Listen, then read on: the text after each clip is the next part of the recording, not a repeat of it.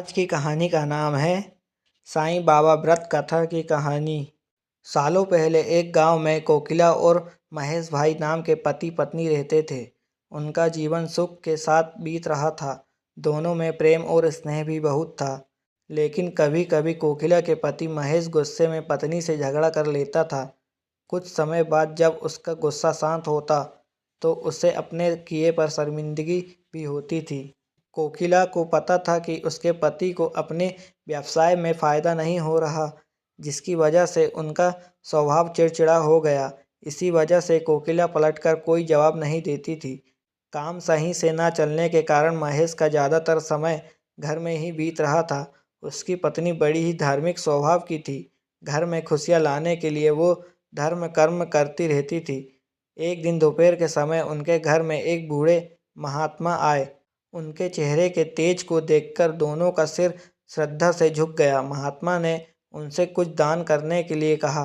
कोकिला ने महात्मा को भिक्षा में दाल और चावल दिए और प्रणाम करके उनके सामने बैठ गई। उसी समय कोकिला की आंखों से आंसू बहने लगे। कोकिला के आंसू देखकर महात्मा ने इसका कारण पूछा। जवाब में कोकिला ने अपने घर का सारा हाल बता दिया। उसकी बातों को सुनकर महात्मा ने कोकिला को उपाय के रूप में साईं बाबा का व्रत करने के लिए कहा। साथ ही इसकी विधि बताते हुए बोले कि लगातार 9 गुरुवार तक एक समय खाना खाकर पूरी विधि से साईं बाबा की पूजा करने से उसके सारे दुख दूर हो जाएंगे।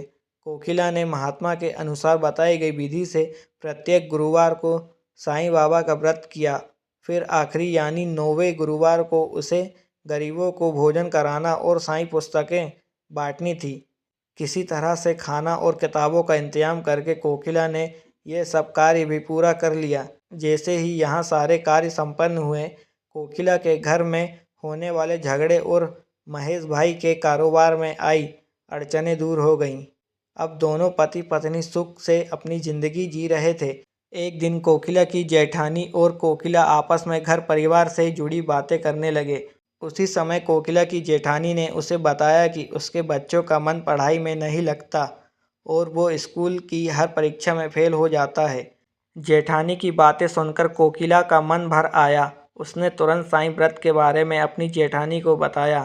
पहले कोकिला ने अपने घर का किस्सा सुनाया कि वो कितने परेशान थे और साईं बाबा की कृपा से आज कितने सुखी हैं।